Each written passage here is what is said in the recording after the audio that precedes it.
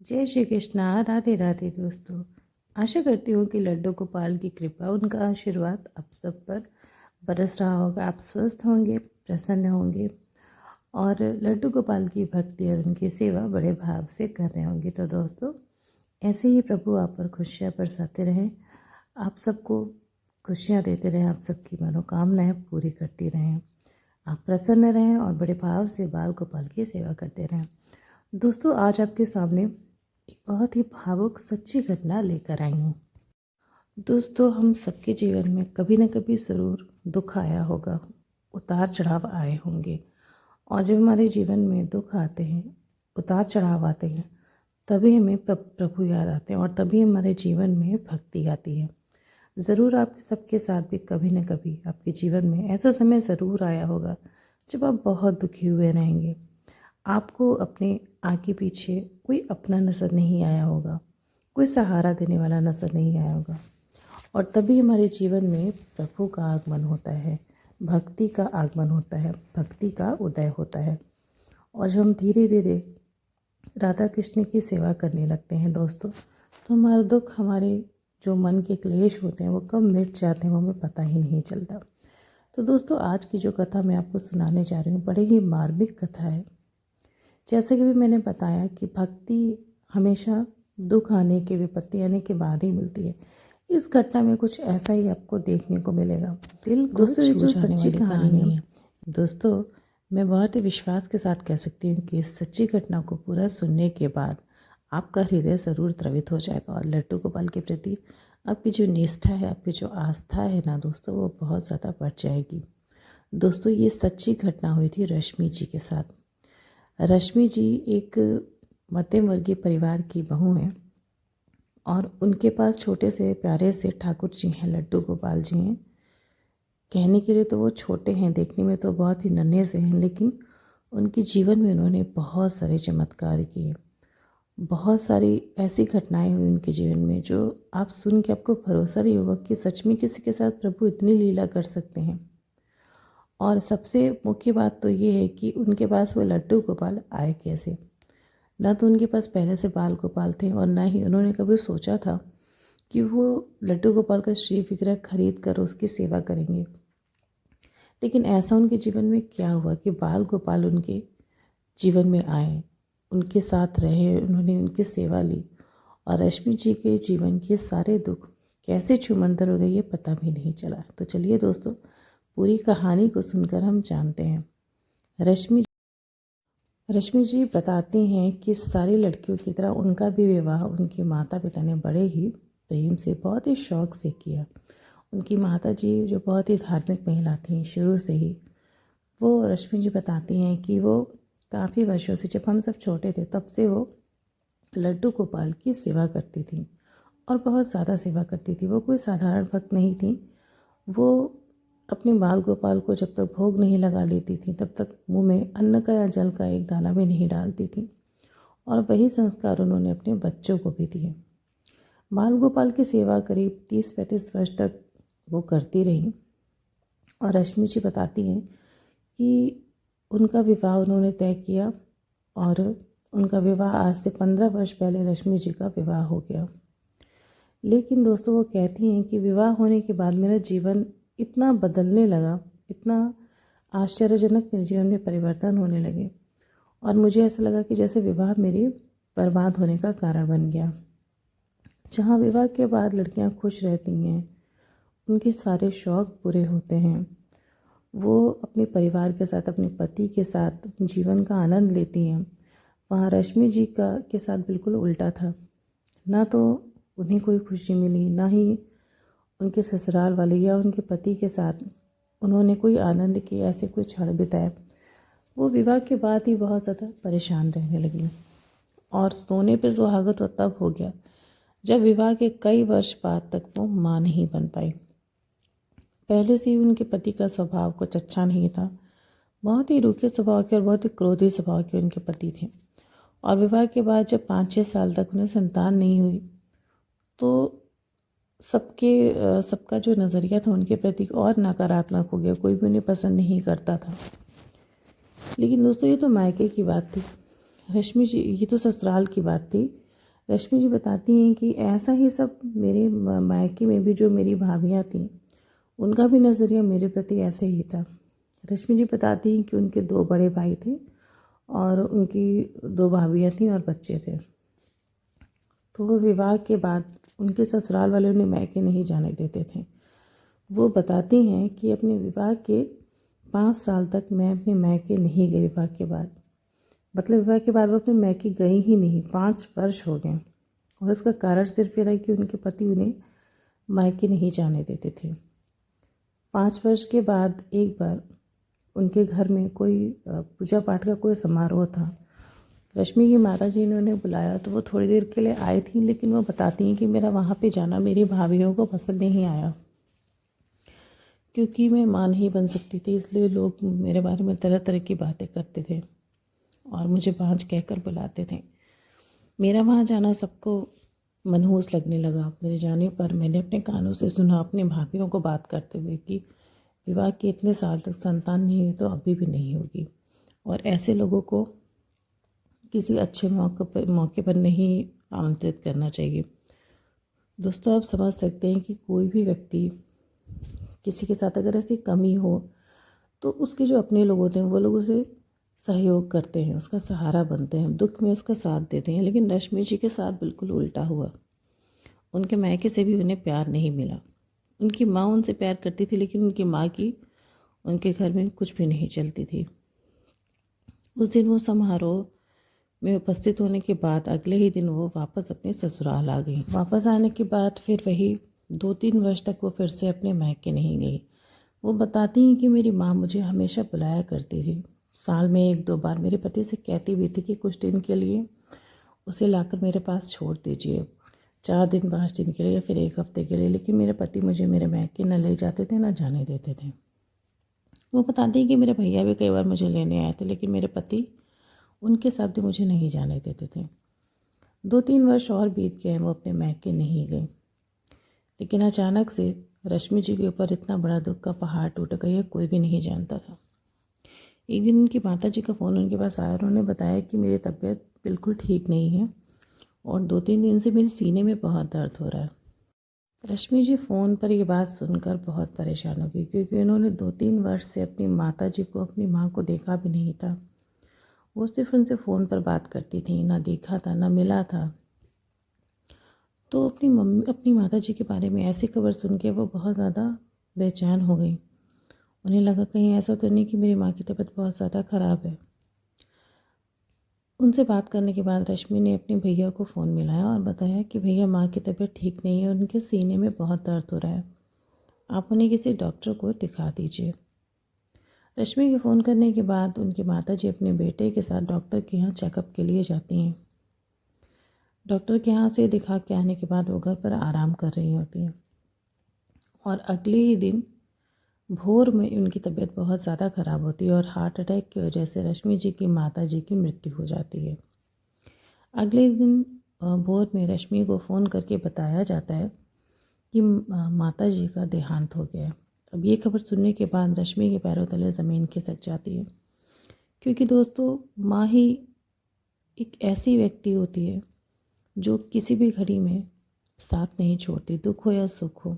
माँ का साया होना बहुत ज़रूरी होता है और रश्मि के लिए तो और भी ज़रूरी था, क्योंकि वो बहुत अकेली थी। न तो उनके पति उनका साथ देते थे, ना ही ससुराल वाला और ना ही कोई भाभी। और सबसे बड़ी दुख की बात ये थी कि वो माँ नहीं बन पा रही थी, उनकी कोई भी संतान नहीं थी। रश्मि जी ये खबर सुनकर फ़ोन पर बहुत रोती हैं। उन्हें कुछ समझ नहीं आता। वो अपने पति से बताती हैं और कहती हैं कि मुझे अभी के अभी अपने मायके जाना है। उनके पति कुछ बोलते नहीं हैं, लेकिन उन्हें समझ में आ जाता है कि अब तो सब कुछ ख़त्म हो गया है और अब मुझे रश्मि को रोकना नहीं चाहिए। अब तो उसकी माँ भी नहीं है, चली गई हैं। उन्हें कुछ अफसोस होता है और वो रश्मि से कहते हैं कि ठीक है, तुम चलने की तैयारी करो। उनका जो ससुराल था वो उनके घर से 8-9 घंटे की दूरी पर था। उन्होंने जल्दी से ट्रेन में टिकट की व्यवस्था की और वो अपने मायके अपने पति के साथ जाने लगी। लेकिन रश्मि के साथ अभी जीवन इतना तमाशा करने वाला था, इसकी उन्हें कोई भी भनक नहीं थी। वो कह रही थी कि मेरी बस इच्छा हो रही थी कि मैं जल्दी से अपने मायके जाकर अपनी माँ से लिपट कर बहुत रोऊं। किसी भी बेटी की इच्छा होती है दोस्तों कि आखिरी बार अपनी माँ को वो देख ले। मिल तो नहीं पाई थी, लेकिन जो अंतिम वक्त होता है मृत्यु के बाद, कोई भी चाहता है कि वो एक बार दर्शन कर ले, एक बार मिल ले, एक बार माँ को छूकर देख ले। लेकिन रश्मि जी के साथ तो कुछ और ही होना था। इधर जब वो अपने ससुराल पहुंची तो उन्होंने देखा कि उनका घर बिल्कुल सूना पड़ा हुआ है, सन्नाटा पड़ा हुआ है। और जो उनकी भाभियाँ थी, उन्होंने उनकी माँ के शव को भी उन्हें देखने के लिए नहीं रखा था। उनकी माँ के शव को अंतिम संस्कार के लिए ले जाया जा चुका था और रश्मि जी आखिरी बार अपनी माँ को भी नहीं देख पाई। वो बहुत रोती हैं, बहुत रोती हैं। उन्हें लगता है जैसे मेरा जीवन अब ख़त्म हो गया, मेरे जीवन में कुछ भी नहीं बचा, क्योंकि मेरी माँ चली गई और मैंने आखिरी बार उन्हें देखा तक भी नहीं। छूना और सेवा करना तो बहुत बड़ी बात है। रश्मि जी को ऐसा लगता है जैसे मैं अपना जीवन समाप्त कर लूँ, मेरे जीने का कोई फ़ायदा नहीं है, कोई मतलब नहीं है, क्योंकि वो बहुत अकेली थी। अभी वो अपनी माँ के जाने के दुख में रो रही होती हैं, अपना बीता हुआ वक्त याद कर रही होती हैं अपनी माँ के साथ। तभी दोस्तों उनकी जो बड़ी वाली भाभी होती है वो उनसे कुछ ऐसा कहती हैं जिसे सुनकर वो दंग रह जाती हैं। उनकी भाभी रश्मि से कहती हैं कि अब यहाँ पड़ी पड़ी रो क्या रही हो, तुम्हारी माँ तो इस घर से चली गई, अब तुम्हारा यहाँ पर कुछ भी नहीं है, कोई अंश नहीं है, ना ये तुम्हारा मायका है और ना ही तुम्हारी माँ का घर है। ये बात सुनकर रश्मि और रोने लगती है और अपनी भाभी के पैर पर गिर के हाथ जोड़कर उनसे बोलती कि भाभी आप ऐसा मत बोलिए, मेरी माँ भले ही चली गई हैं, लेकिन ये घर मेरे माँ बाप का ही है, और अगर आप ही मेरे साथ ऐसा करेंगे तो फिर मेरा और कौन सहारा है। आपको मुझ पर दया नहीं आती, अगर मेरी जगह आप होती तो आपको कैसा लगता। रश्मि बहुत रोती है, लेकिन उनकी भाभी को उनके ऊपर बिल्कुल भी तरस नहीं आता। वो जैसे इसी समय का इंतज़ार कर रही थी। अपनी ननद को पैर से मारते हुए वो बहुत ज़ोर से डांटती हैं कि ये सब नाटक मेरे सामने मत दिखाओ। तुम्हारी माँ यहाँ से चली गई और तुम भी अब वापस चले जाओ। यहाँ रुक कर तुम करोगी क्या? अपना मनहूस साया हम सब पर डालोगी तो हम सबका जीवन भी दुख से भर जाएगा। रश्मि बस रोती ही है, वो अपने आप को संभाल नहीं पाती, क्योंकि वो अपनी माँ को खो चुकी होती है। तभी कुछ ऐसा होता है दोस्तों जिसे सुनकर आपके रोंगटे खड़े हो जाएंगे। वो बताती हैं कि उसी समय अभी मैं रो ही रही होती हूँ, अपने आप को संभालने की कोशिश कर रही होती हूँ। मेरी छोटी वाली भाभी अंदर से मेरी माँ के लड्डू गोपाल, वही लड्डू गोपाल जिनकी सेवा मेरी माँ 35-40 वर्ष से कर रही थी, लड्डू गोपाल के विग्रह को लाकर मेरे सामने पटक देती हैं और बोलती हैं कि लो, तुम्हें अपनी माँ की निशानी चाहिए ना, ये मूर्ति, ये विग्रह है तुम्हारी माँ की निशानी, इसे यहाँ से ले जाओ, क्योंकि इसकी सेवा करने का हमारे पास समय नहीं है। हमें अपनी गृहस्थी देखनी है, अपने बच्चों को देखना है, उनका स्कूल, पढ़ाई लिखाई सब कुछ देखना है। जो इनकी सेवा करने वाला था वो इस दुनिया से चला गया और अब इनको देखने, इनकी सेवा करने वाला यहाँ पर कोई नहीं है, इसलिए अच्छा होगा कि तुम इसे अपने साथ लेते जाओ।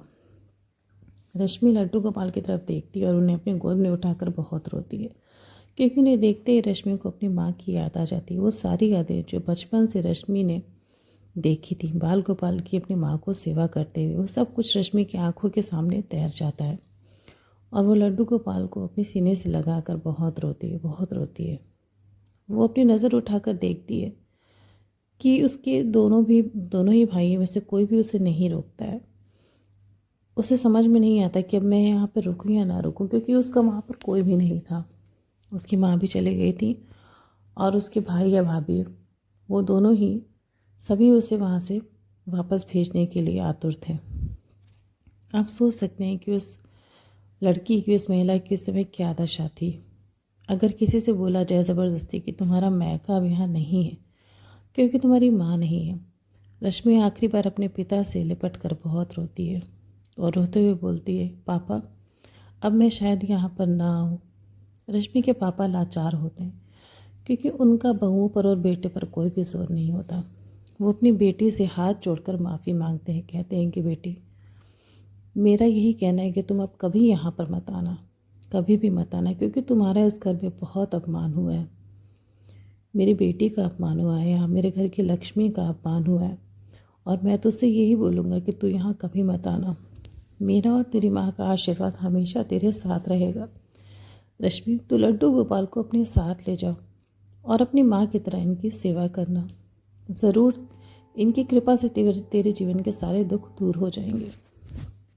अपने पिता से लिपट कर रश्मि बहुत रोती है और उनके पैर छूकर वापस अपने पति के साथ अपने ससुराल आने के लिए निकल जाती है। अपने घर की दहलीज को पार करते समय वो एक बार अपनी भाभी से मुड़कर बोलती है कि भाभी, मैं तो जा रही हूँ, अब मैं यहाँ नहीं आऊँगी क्योंकि आप सबको मेरा आना पसंद नहीं है और वैसे भी अब मेरी माँ यहाँ नहीं है तो मेरा कुछ भी नहीं है, मेरा सब कुछ ख़त्म हो गया। लेकिन हाथ जोड़कर आप सबसे एक विनती है कि मेरे पिताजी का ख्याल रखिएगा।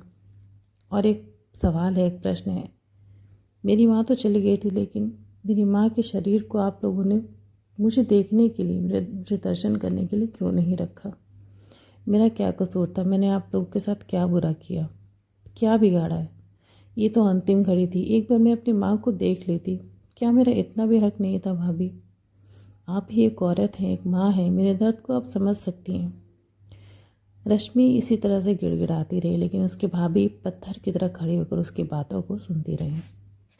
रश्मि को ऐसा लगा जैसे वो दीवार में अपना सर मार रही है और उसके रोने धोने, उसके समझाने का किसी पर कोई भी असर नहीं था। उसके दोनों भाई खड़े होकर चट्टान की तरह उसकी बातें सुन रहे थे लेकिन उन पर तो कोई असर ही नहीं था, कोई प्रभाव ही नहीं था। ये सब दृश्य देखकर रश्मि अंदर से बिल्कुल टूट चुकी थी और वो वापस अपने पति के साथ अपने ससुराल आ गई। दोस्तों, रश्मि ने हमेशा के लिए अपनी माँ को, अपने मायके को खो दिया था और एक लड़की के लिए ये कोई छोटी मोटी बात नहीं है। एक बहुत बड़ा दुख था ये रश्मि के लिए और उससे भी बड़ा दुख अपने पिता के अकेलेपन का। वो चाह कर भी अपने पापा से नहीं मिल पाती थी। अपने कलेजे पर पत्थर रखकर वो किसी तरह उन यादों को, अपने दुख को रोकती थी। धीरे धीरे वो बाल गोपाल की सेवा अपने ही घर में करने लगी, जिन बाल गोपाल की उसकी माँ सेवा किया करती थी। वो रोज़ सपने में अपनी माँ को देखती थी लड्डू गोपाल के साथ। रश्मि को ऐसा लगने लगा जैसे उसकी माँ उसके साथ हैं क्योंकि वो उन्हीं बाल गोपाल की सेवा किया करती थी। सेवा करते करते 6 महीने, 1 वर्ष बीत गए और लड्डू गोपाल की कृपा से रश्मि जी को, जिन्हें विवाह के 8-9 वर्ष तक संतान नहीं हुई थी, वो गर्भवती हो गई और उन्हें एक प्यारा सा बेटा हुआ। दोस्तों, वो माँ तो बन गई, उन्हें बेटा तो हो गया, लेकिन उन्होंने अपने जीवन में बहुत कुछ खो दिया था और बहुत कुछ खोने के बाद उनके जीवन में लड्डू गोपाल आए थे। लड्डू गोपाल की कृपा आई, उन्हें संतान हुई, वो माँ बनी। वो लेकिन हमेशा इस बात को सोचकर रोती रही कि काश आज मेरी माँ होती। मुझे बहुत चाहती थी कि मुझे एक संतान हो जाए, वो कितनी खुश होती। लेकिन सच बात तो ये है दोस्तों कि अगर लड्डू गोपाल रश्मि जी के जीवन में नहीं आते, वो उनकी सेवा नहीं करती, तो शायद वो माँ नहीं बन पाती। वो स्वयं कहती हैं कि मेरे माँ बनने की कोई उम्मीद नहीं थी, कोई आशा नहीं थी क्योंकि सारे डॉक्टरों ने पहले ही मना कर दिया था। लेकिन बाल गोपाल की कृपा से मैं माँ बन पाई। माँ बनने के बाद रश्मि जी का जीवन संपूर्ण हुआ और उनके जीवन में भक्ति आई। तो दोस्तों, रश्मि जी के जीवन में लड्डू गोपाल की ये कृपा अगर आपको अच्छी लगी तो इस वीडियो को अपने मित्रों के साथ शेयर करके मेरे चैनल को ज़रूर सब्सक्राइब करिएगा। राधे राधे।